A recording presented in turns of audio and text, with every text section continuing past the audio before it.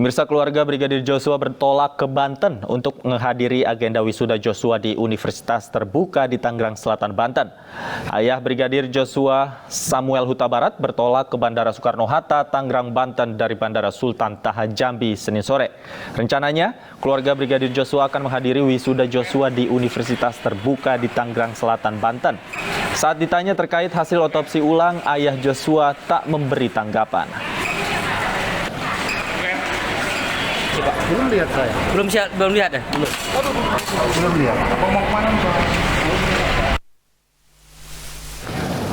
Pemirsa, tim forensik gabungan menjelaskan bahwa tidak ada bekas penganiayaan kepada Brigadir Joshua sebelum meninggal. Dari hasil otopsi ulang jenazah hanya ditemukan luka tembak.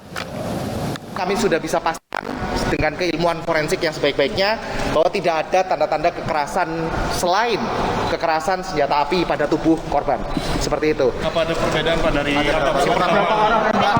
Oke, jadi berapa luka tembak yang ditemukan pas saat melakukan otopsi pertama? Signifikan dari berapa yang menembak Pak? Oke, jadi kalau apakah ada perbedaan apa tidak, kami tentu nanti akan kita lihat sama-sama ya pada saat kita perbandingkan di sidang pengadilan dari ahli yang pertama yang melakukan otopsi pertama, sekalipun juga kami yang melakukan otopsi ulang. Yang jelas kami melihat bahwa pada otopsi kedua ini luka-luka yang ada itu jelas masih bisa kita identifikasi, baik itu sebagai luka tembak masuk maupun ada yang sebagai luka tembak keluar. Berapa ada dua tembakan dari depan dan belakang Pak? Ada berapa tembakan Pak? Kita melihat bukan arah tembakan, forensik ya. Forensik tidak melihat arah tembakan tetapi arah masuknya anak peluru. Arah masuknya anak peluru kita lihat ada 5 luka tembak masuk dan 4 luka tembak keluar. Seperti itu. Dan itu memang bisa kita jelaskan dari hasil pemeriksaan lain, termasuk hasil pemeriksaan kami, kita bisa jelaskan sekali bagaimana arah masuknya anak peluru itu ke dalam tubuh korban, serta bagaimana dia secara sesuai dengan lintasannya dia akan keluar dari tubuh korban. Sesuai, mungkin teman-teman sudah pada tahu ya lokasi luka tembaknya di mana saja.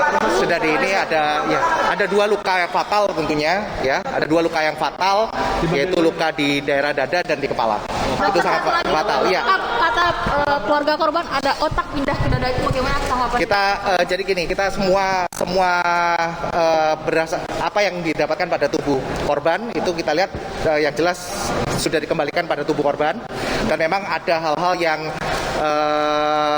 harus dilakukan untuk mencegah adanya misalnya kebocoran atau apa, karena banyak luka-luka di tubuh korban, sehingga memang yang jelas tidak ada organ yang hilang dan semua dikembalikan.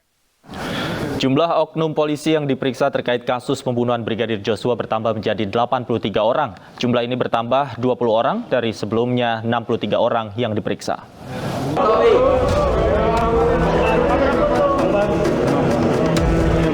Tim khusus bentukan Kapolri telah memeriksa 83 oknum polisi. Jumlah ini bertambah 20 orang dari sebelumnya berjumlah 63 orang yang diperiksa terkait kasus pembunuhan Brigadir Joshua. Dari 83 orang, 35 orang diantaranya direkomendasikan ditahan di tempat khusus setelah sebelumnya terdapat 18 oknum polisi yang ditahan di tempat khusus, termasuk mantan Kapolres Metro Jakarta Selatan, yakni Kombes Pol Budi Herdi Susianto, yang ditahan di tempat khusus karena diduga telah menyalahi etik. Namun jumlah itu berkurang menjadi 15 orang setelah 3 lainnya ditetapkan sebagai tersangka, yakni Ferdi Sambo, Ricky Rizal, dan Richard Eliezer. Selanjutnya rekan-rekan sekalian, tim sus, khususnya dalam pemeriksaan khusus, per hari ini kita telah melaksanakan pemeriksaan khusus terhadap anggota-anggota kita sebanyak 83 orang. Kemudian yang sudah direkomendasi untuk di penempatan khusus sebanyak 35 orang yang sudah direkomendasikan. Yang sudah melaksanakan patsus, yang sudah ditempatkan khusus sebanyak 18, tapi berkurang 3. Berkurang 3 yaitu 1 FS karena sudah jadi tersangka, RR juga sudah jadi tersangka, dan RE karena sudah menjadi tersangka. Kemudian rekan-rekan sekalian, dari personil yang sudah dipatsuskannya ada 15 orang, penyidik melakukan pemeriksaan mendalam, maka terdapat 6 orang dari hasil pemeriksaan yang patut diduga melakukan tindak pidana, yaitu obstruction of justice. Selain itu, dari seluruh oknum polisi yang diperiksa, 5 diantaranya berpotensi menjadi tersangka karena diduga telah menghalangi proses penyidikan. Di antaranya Brigjen Pol Hendra Kurniawan, Kombes Pol Agung Nur Patria, AKBP Arif Rahman Arifin, Kompol Baikuni Wibowo, dan Kompol Cak Putranto. Kini tim khusus mulai melakukan serangkaian penyidikan kembali untuk puluhan oknum polisi tersebut. Tim Liputan iNews melaporkan. Pemirsa, Ketua LPSK mengaku sempat diperlihatkan CCTV yang disunting oleh oknum polisi yang bertugas di Polda Metro Jaya. Kami segera kembali, tetaplah di Breaking News.